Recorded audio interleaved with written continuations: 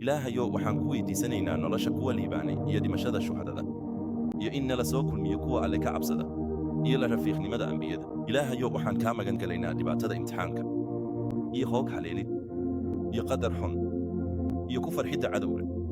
ilaahayow waxaan kaa magan galaynaa suulitaanka nicmadaada iyo ciqaabtaada kadiska ah iyo gadoomida caafimaadkaaga iyo dhammaan cadhadaada. rabbiyow nagu deeq xaasaskayaga iyo duriyadayada isha qabuusi, nagana dhig kuwa alle ka cabsada imaam.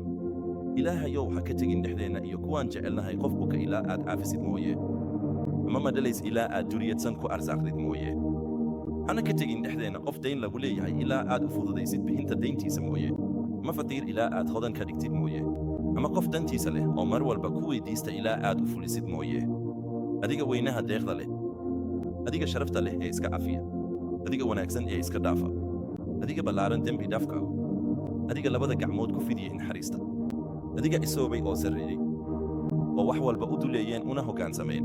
wejigaagu waa wejiyada kan ugu weyn, maqaamkaaguna waa maqaamyada kan ugu weyn, siiyadaaduna waa siiyooyinka tan ugu wanaagsan uguna deeqda badan.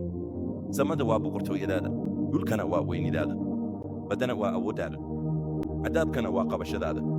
ilaahayow ha niyad jebin rajadayada aan kaa qabno rabbiga caalamiino. ilaahayow nagu aamin geli guryahayaga. ilaahayow